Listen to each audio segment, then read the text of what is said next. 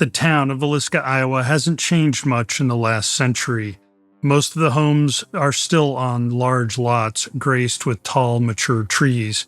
So as I walked from the center of town to a home at 508 East 2nd Street, it was somewhat easy for me to imagine what the home at this address might have looked like just over 110 years ago, on the evening of Sunday, June 9th, 1912.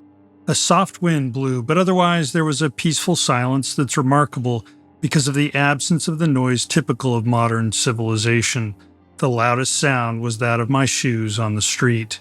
I don't know the exact path that the Moore family walked that evening around 9:30 p.m., but it certainly wasn't a long walk as they made their way home from a children's program at their nearby Presbyterian church, just about 3 blocks away.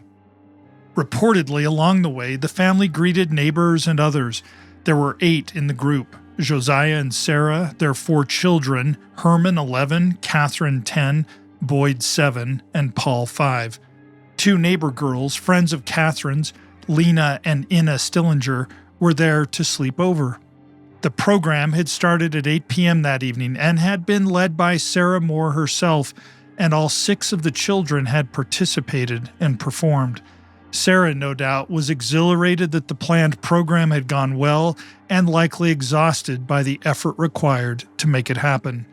But soon the family entered their home, and after a snack of cookies and milk, the Moore and Stillinger children were put to bed. Josiah and Sarah extinguished the gas lamps, and darkness shrouded the 2-story wood frame home. The darkness fully enveloped the 8 lives who slept in this peaceful home, in this small, peaceful agricultural town, and the 8 would never wake up. This is the story of the Villisca Axe Murders, and I'm M.F. Thomas.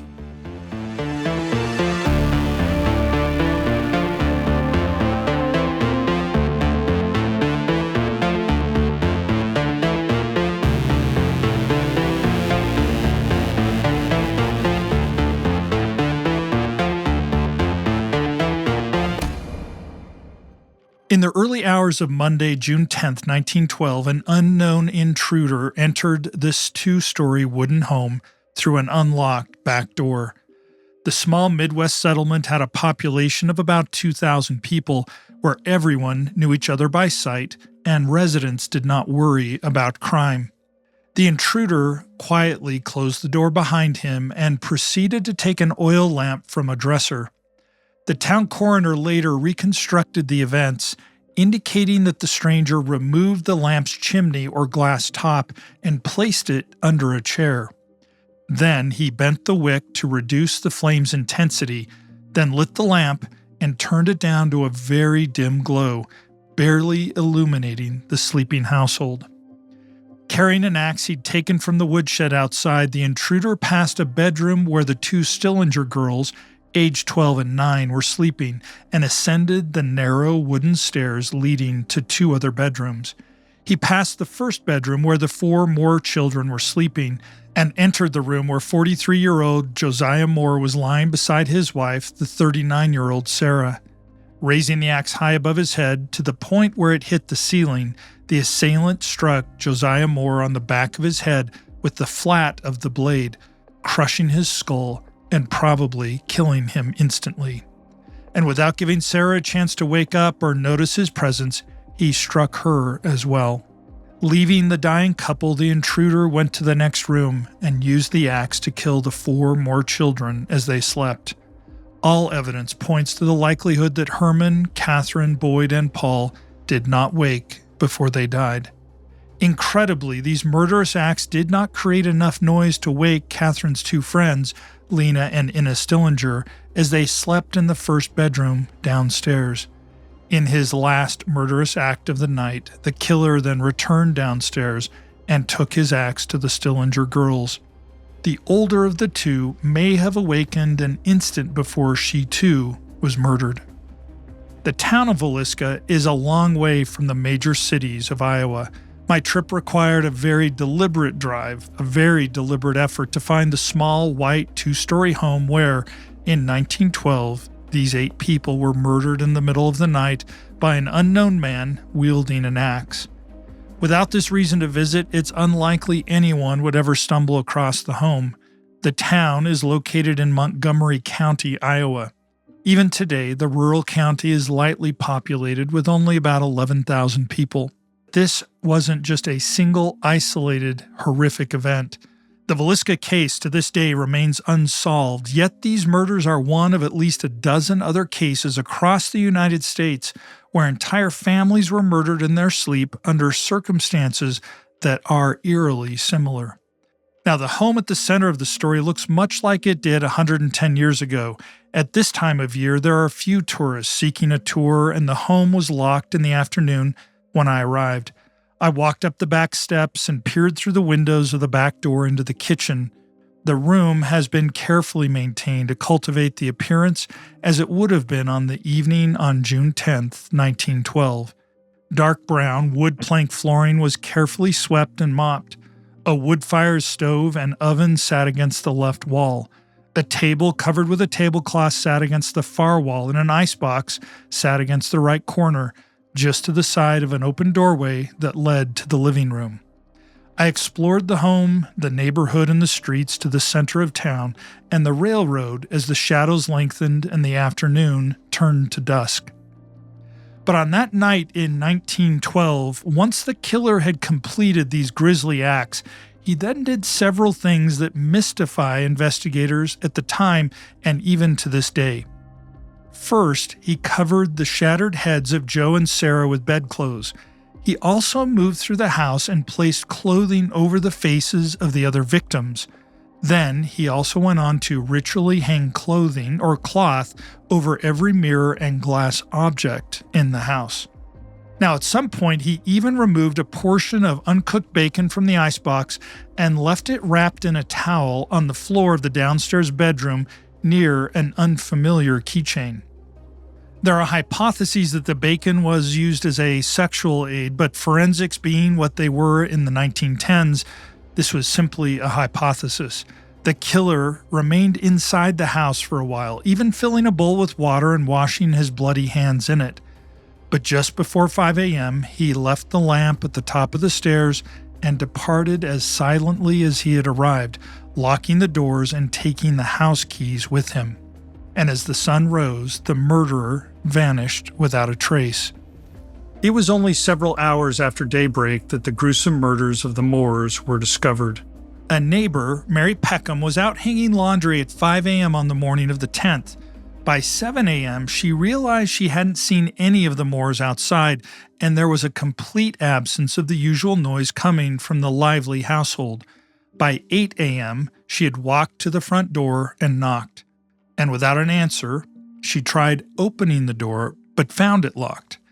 She quickly let out the Moore's chickens before hurrying home to call Joe's brother, Ross, and requested that he come and investigate. Ross Moore arrived soon after Mary's call. He too knocked at the door and tried unsuccessfully to see the family through a window. Finally, he produced the key his brother's family had given him, unlocked the front door, and went inside. Mrs. Peckham stayed on the porch. Upon opening the door and entering the downstairs bedroom, he saw the mangled bodies of the two Stillinger girls. He immediately left the home and told Mrs. Peckham to call the night watchman, Hank Horton, and the sheriff, Orrin Jackson. Now, while well-intentioned, this initiated a series of events that ruined any chance of gathering valuable evidence from the crime scene. Hank Horton immediately sought out several individuals, including Dr. J. Clark Cooper and Dr. Edgar Howe, Wesley Ewing, the minister of the Presbyterian congregation, the county coroner, L.A. Lindquist, and Dr. F.S. Williams, who conducted the first examination of the bodies and provided an estimated time of death. When Dr. Williams emerged from the house, shaken, he warned a growing crowd of onlookers, quote, "Don't go in there, boys. You'll regret it until the last day of your life," end quote. Despite his advice, as many as 100 curious neighbors and townspeople freely roamed through the house, leaving fingerprints and even taking fragments of Josiah Moore's skull as souvenirs. Finally, the Villisca National Guard got control of the crime scene by noon. Despite the disastrous control of the crime scene, there are 12 facts about the crime which were recorded with high confidence. First, 8 people had been bludgeoned to death using an axe that was left at the crime scene. Second, the doctor's estimation was that the time of death was shortly after midnight. Third, all the windows in the house except 2 were covered with curtains. The uncovered windows were concealed with the Moore's family's clothing. Fourth, after being killed, all the victims' faces were covered with bedclothes or clothing. Fifth, at the foot of Josiah and Sarah's bed, a kerosene lamp was discovered with the chimney off and the wick turned back. The chimney was found under the dresser. Sixth, similarly, a lamp was found at the foot of the Stillinger girl's bed with its chimney off. Seventh, the axe, which belonged to Josiah Moore, was found in the Stillinger girl's room, and an attempt had been made to wipe off the bloodstains. And eighth, the ceilings in both the parents' and children's rooms bore gouge marks apparently made by the upswing of the axe. Ninth, a portion of a keychain was discovered on the floor in the downstairs bedroom. 10th, a pan of bloody water was found on the kitchen table alongside a plate of uneaten food. And 11th, all the doors in the house were locked. And 12th, a slab of uncooked bacon was removed from the icebox and left on the floor. Now, regarding the bodies of Lena and Ina Stillinger that were found in that downstairs bedroom, Lena, according to the inquest testimony of Dr. F.S. Williams, quote, lay as though she had kicked 1 foot out of her bed sideways, with one hand up under the pillow on her right side, half sideways, not clear over, but just a little. Apparently, she had been struck in the head and she squirmed down in the bed, perhaps 1/3 of the way, end quote. Now, Lena's nightgown was slid up and she was wearing no undergarments, and there was a blood stain on the inside of her right knee and what the doctors assumed was a defensive wound on her arm. The county coroner Lindquist also made a note of one of Sarah's shoes which he found on Josiah's side of the bed. The shoe was found on its side, however, it had blood inside as well as under it, and it was Lindquist's assumption that the shoe had been upright when Josiah was first struck and that the blood ran off the bed into the shoe. He believed the killer later returned to the bed to inflict additional blows and subsequently knocked the shoe over. Now, in 1912, forensics was in its infancy, and while a local pharmacist brought his camera to the scene, he was thrown out without being able to document the crime. Fingerprinting was a new science, and perhaps, had these axe murders occurred today, the crime might have been solved quickly. But how many serial killers still roam free today, unaccountable for their crimes until they pass from this mortal realm? The killing shook Villisca to its core, and the failure to convict the murderer, despite several attempts, only added to the growing fear and unease in the community. The reality was that the killer had disappeared without a trace, leaving no clue as to their identity or whereabouts. It was possible that the killer had slipped back into their own home in the area, or even escaped on one of the 30 trains that pass through the town every day, with a head start of up to 5 hours. Despite attempts to use bloodhounds to track the killer, all the efforts proved futile. And as night fell, the townspeople were left with nothing but their own speculations and rumors, and many took to securing their homes with stronger locks. And such was the fear that, by nightfall, not a single dog could be found for sale in Villisca at any price. The next day, Tuesday, June 11th, a coroner's jury convened for an inquest. 14 witnesses testified. Mary Peckham, the Moore's next-door neighbor, was the first person to testify, and I've already shared her experience. The second person to testify was Ed Selly, one of Josiah's employees. Ed had first learned that something was wrong with his employer when Ross, Josiah's brother, had called the store looking for him. Questioning Ed did open up a list of people with a potential motive to kill the Moores, or at least Josiah. Apparently, Josiah relayed the following, quote, Joe says, I got a brother-in-law that don't like me. Said he would get even with me sometime, end quote. Other witnesses also appeared that morning, including the physicians who'd responded to the crime scene, as well as Josiah's brother Ross and his wife, Jessie. While the inquest did little to establish new facts or identify potential suspects, several well-known men came under suspicion almost immediately. The first was Frank Jones, a powerful local businessman and state senator who was suspected of holding a grudge against Joe Moore for at least two reasons. First, Moore had been a star salesman for Jones's farm equipment business for 7 years, but he had left that business in 1907, 5 years before the murder. The reasons for Moore's departure possibly include Jones's insistence on long working hours. Moore then became a direct competitor and took the valuable John Deere franchise with him. And secondly, Moore was rumored to have had an affair with Jones's daughter-in-law, a local beauty with a reputation for indiscretion. Her affairs were apparently well known as she would arrange those liaisons over the phone. Perhaps not a very smart thing to do when an operator had to manually coordinate all phone calls. Now, by 1912, the relationship between Moore and Jones had become so strained that they would cross the street to avoid each other, a clear sign of animosity in a very small community. And despite never being formally charged with involvement in the murders, Jones was investigated by a grand jury and was subject to a long campaign to prove his guilt, ultimately leading to the destruction of his political career. Many in Villisca believed that he used his considerable influence to avoid prosecution. Now, a few people in Villisca believed that Jones, because of his age and status, would have committed the murders himself. However, it seemed reasonable that Jones could have hired someone else to carry out the deed. This hypothesis was pursued relentlessly after the murders by one James Wilkerson, an agent of the prestigious Burns Detective Agency. Now, at this time in the United States, detective agencies had more resources and experience than virtually any of the city or state police departments throughout the United States. Wilkerson became involved almost immediately after the news of the murders became public. Wilkerson believed Jones had paid a man named William Mansfield to kill Josiah Moore as an act of revenge. Wilkerson's persistent claims eventually derailed Jones's bid for re-election to the state Senate and led to the convening of a grand jury to consider the evidence he had collected. Over time, Wilkerson focused intensely on William Mansfield as the primary suspect in the murder of Josiah Moore and the other individuals in the Moore home.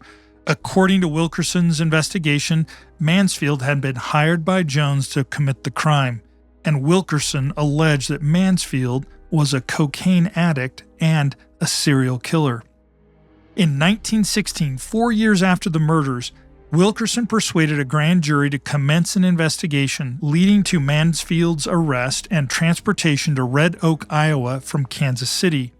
On Saturday, July 15, 1916, the Montgomery grand jury began examining the evidence against William Mansfield. It was expected that the jury would be busy until Friday, when Mansfield would have his preliminary hearing and be defended by his attorney arriving from Kansas City. Now, interestingly, part of Wilkerson's case against Mansfield included the accusation that he was responsible for the axe murders of his own wife, baby, as well as his father and mother-in-law in Blue Island, Illinois, on July 5, 1914, 2 years after the Villisca murders. He also accused Mansfield of committing axe murders in Paola, Kansas, 4 days before the Villisca murders, as well as the murders of Jenny Pearson and Jenny Miller in Aurora, Colorado. Mansfield's guilt was obvious in the Villisca case, according to Wilkerson, because all of the murders of his family, as well as those in Kansas and Colorado, were executed in the same manner, indicating that they were executed by the same person. Wilkerson claimed that he had evidence proving Mansfield's presence at each location on the night of those murders. The victims in every case were brutally hacked to death with an axe, and mirrors were covered in each home. The murderer also left a burning lamp without a chimney at the foot of the bed, and a basin was also used in each for cleaning their hands in the kitchen. Additionally, the murderer wore gloves, thus avoiding leaving fingerprints. Now, Wilkerson believed this absence of fingerprint evidence was compelling, as he thought Mansfield knew that his fingerprints were on file at the federal military prison in Leavenworth. Now, while these accusations would be used by Wilkerson, Mansfield had never been charged in any of these murders, but still, the case against Mansfield was backed up by several witnesses who appeared before the grand jury. The first witness was R.H. Thorpe, a restaurant owner from Shenandoah, who identified Mansfield as the man he saw boarding a train at Clarinda the morning after the murders. Clarinda is an Iowa town directly south of Villisca. At about 17 miles distance from the Moores' home, it would have taken Mansfield about 6 hours to walk there. This would have been a strenuous walk, and it would also have to have been done under the cover of night. At this time, of course, there were no street lamps, and they were limited where they existed to town centers, and oil lamps were the only source of personal illumination. So if true, this claim by Thorpe would have contradicted Mansfield's alibi. Mansfield claimed to have been in Illinois at the time of the Villisca murders. A second witness by the name of Joe Nickel testified that he'd seen Mansfield in Villisca on the day of the murders and had seen him in possession of a bloody shirt. Now, a third witness called didn't implicate Mansfield. Mrs. Vina Tompkins from Marshalltown, Iowa, came to the hearings at Red Oak. She testified that she'd overheard 3 men in the woods plotting the murder of the Moore family shortly before the killings took place. But interestingly, she overheard this in Marshalltown, Iowa, about 170 miles from Villisca. Despite these witnesses, Mansfield's alibi was corroborated by payroll records demonstrating that he had been in Illinois at the time of the Villisca murders. On July 21, 1916, Mansfield was released from custody on the order of District Judge Woodruff at 3 p.m. in the afternoon after the grand jury refused to indict him for the Axe murders 4 years earlier. A sheriff took Mansfield from the courthouse and he took the train back to Kansas City, Kansas. Later, Mansfield filed a lawsuit against Wilkerson and was granted $2,225 in compensation, or about $50,000 in today's money. Despite the grand jury's actions, many residents, such as Ross Moore, Josiah's brother, and Joe Stillinger, the father of the 2 Stillinger girls, continued to argue that Mansfield and Jones were guilty. And this hostility, caused by Wilkerson, persisted in the Villisca community for years. Wilkerson, for his part, believed that Jones applied political pressure to force the grand jury to acquit Mansfield, but this acquittal drove the subsequent detention and trial of the next suspect, Reverend George Jacqueline Kelly. The Reverend George Kelly was an immigrant from England, and he had worked in the United States as a preacher and was a known sexual deviant with documented mental health issues. He had been present in Villisca on the night of the murders, and he acknowledged that he had left on a morning train just before the bodies were discovered. Although some aspects of Reverend Kelly made him seem like an unlikely suspect, including his small stature, as he was just 5'2" and weighed only 119 pounds, other evidence suggested he may have been the Villisca Axe murder. First, Kelly was left-handed, and based on the pattern of blood spatters in the murder house, the coroner concluded that the killer likely swung the axe that way. Furthermore, Kelly had an unhealthy obsession with sex and had been caught peeping into windows in Villisca just 2 days prior to the murders. Now, after an investigation, it was uncovered that Lynn Kelly had ties to the Moore family, which some residents believed indicated his involvement in the murders. Kelly had attended the Children's Day service at the Villisca Presbyterian Church on the night of the killings, which had been organized by Sarah Moore, where her children and the Stillinger sisters had participated in their best clothes. Many residents of Villisca speculated that Kelly had become obsessed with the family after seeing them perform at the church, and that he had spied on the Moore household as they all went to bed. Now, some evidence supported the theory that the killer had waited for the Moores to fall asleep, such as the discovery of a depression in some hay bales in the family barn that could have been used as a lookout post. Also, the state of Lena Stillinger's body suggested a sexual motive, but no evidence of an assault was found by doctors. Kelly's obsession with the case caused him to start writing long, rambling letters soon after the murders. He wrote to private investigators, state and local investigators, as well as relatives of the victims. Of course, these letters drew immediate attention to him, even though he wouldn't be brought before a grand jury for 5 years. But within a month of the murders, officials investigating the crime started to pay attention quietly to these letters of the preacher Kelly. Tom O'Leary, representing the Hayes Detective Agency, was particularly suspicious of him. O'Leary wrote a flattering letter to Kelly asking for details about what had happened on the night of the murders. Kelly replied to O'Leary and to several others, providing details that seemed either fanciful or incriminating. He claimed he had been out walking and heard the thud of the axe, and that the killer had been disturbed by a couple walking by and had stepped out onto the porch until they had passed. He also said that Mrs. Moore had reared up in bed before the killer struck. Now, the Iowa State Attorney General discreetly investigated Kelly throughout the summer and fall of 1912, and while news of this investigation didn't reach the press, he was seriously considered as a suspect during this time. Still, his obvious mental illness and position as a minister seems to have made the authorities uncertain about whether he could actually have been the murderer. But quietly, slowly, he faded from view. But he reemerged in 1914 when he caught the authorities' attention in Winner, South Dakota. While living there, Kelly had placed an ad in the Omaha World Herald for a, quote, girl stenographer to do confidential work, end quote. But he stipulated that the successful candidate, quote, must be willing to pose as a model, end quote. Now, a young woman, Jessamine Hodgson, replied to the advertisement. Then Kelly sent her a letter, an obscene one.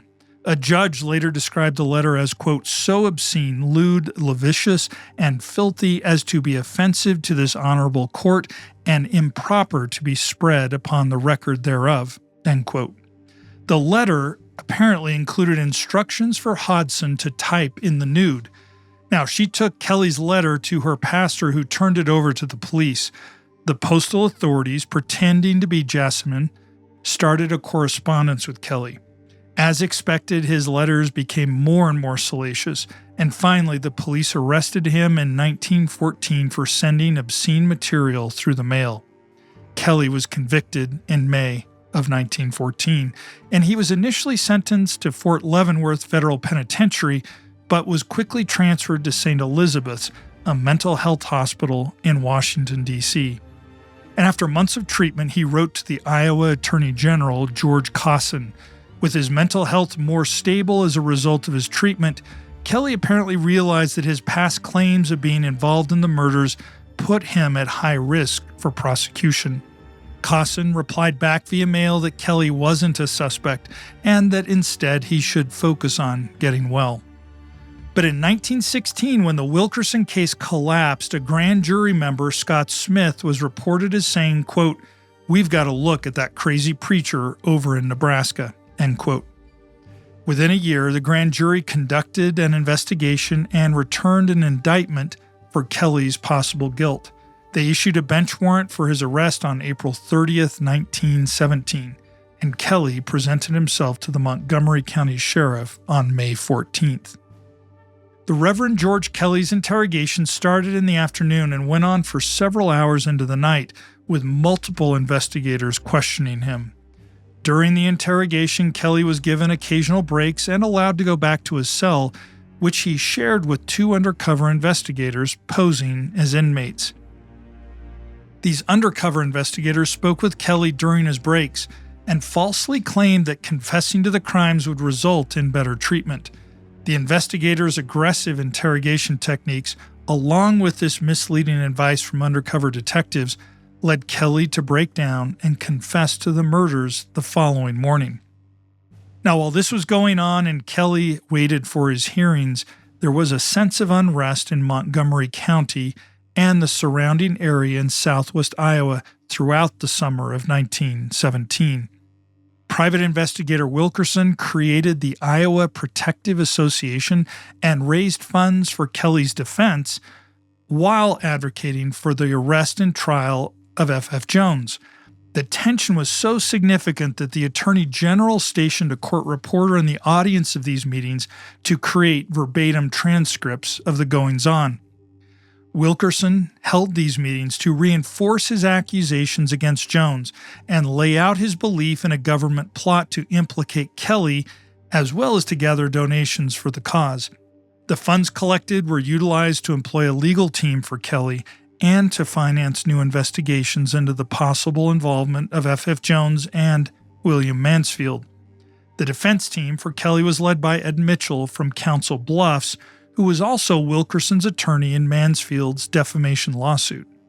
Now, throughout the summer, while these torchlight meetings continued, the state was building a case against Kelly, who hadn't helped himself when he confessed to the murders. He claimed that, quote, "I killed the children upstairs first and the children downstairs last. I knew God wanted me to do it this way. Slay utterly came to mind, and I picked up the axe, went into the house, and killed them." End quote. By September, when Kelly was brought to trial, the prosecution had 4 crucial elements to their murder case. First, evidence of Kelly's disturbed mental state and sexual obsession.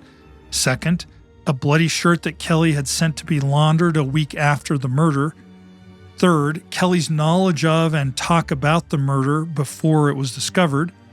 And fourth, his confessions. And fifth, his unhealthy obsession about the case, including the fact that he'd returned to Villisca a week after the murders and even pretended to be a Scotland Yard detective in order to tour the Moore house. The charge against Kelly specifically related to the death of Lena Stillinger. Remember, she'd been found with her undergarments removed, they'd been thrown under the bed, and with her nightshirt pulled up to her hips. The state contended that Kelly had posed her in this manner to satisfy a sexual desire. The prosecution highlighted several instances that they argued demonstrated Kelly's sexual obsession and his predatory behavior towards young women. They noted that just days before the murder, he had been caught peering into the bedroom of a Villisca woman and had been seen wandering the streets of several towns late at night. He'd also made repeated requests for young women to pose nude for him.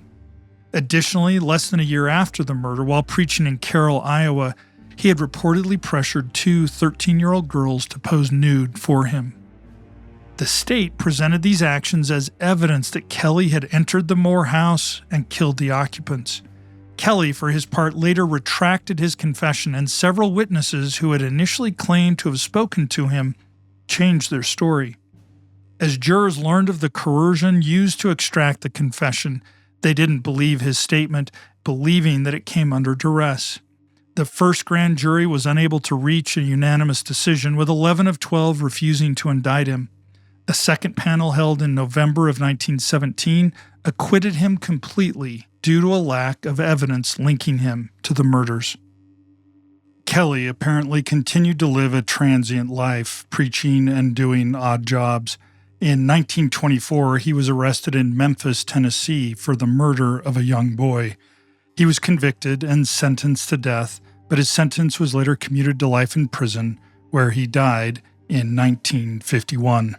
And while the case remained open, there was also no active investigation, leading to frustration across Iowa. The families and supporters of the victims were unable to find closure or justice, while many believed that Wilkerson's influence had swayed public opinion and allowed the true killer to escape punishment.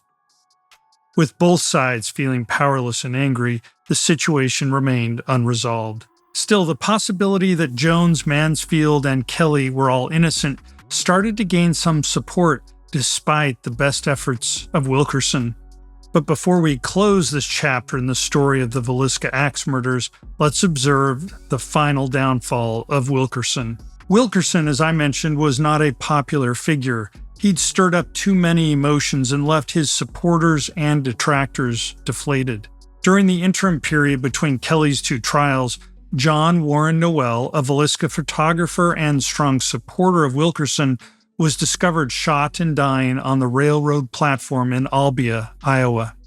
Wilkerson's supporters attempted to suggest that Noel was murdered to silence him, but an inquest conducted by an Albia coroner concluded that it was a suicide. Railroad detectives were pursuing Noel for allegedly attempting to extort money from the CB&Q by staging an accident. While not directly implicating Wilkerson in the scheme, the suicide and the events surrounding it cast a negative light on his patron. Then, another part of Wilkerson's life started to unravel. As a part of his crusade to convict Jones and Mansfield, Wilkerson started a campaign in early 1913 to win the position of Montgomery County Attorney General. He'd been very clear that he was seeking the position so as to better pursue Jones and Mansfield, but Wilkerson had many enemies who were seeking an opportunity to bring him down. In June 1918, James Wilkerson and May Noel, the widow of John Noel, were arrested on charges of conspiracy to commit adultery at an Ottumwa, Iowa hotel. 6 months later, their trial jury was unable to reach a verdict as to whether to convict James Wilkerson without May. The judge decided that he could not convict one without the other. Still, Wilkerson persevered in his campaign for Attorney General, easily winning his party's nomination. He was a clear favorite to win the general election in November. However, to meet the legal requirements for the position, he needed to be admitted to the Iowa State Bar. When he applied to the Iowa State Supreme Court, the state attorney general strongly opposed his application and developed a long dossier of findings against him. Wilkerson, stymied, withdrew his application and ended his campaign, returning to live in Kansas City.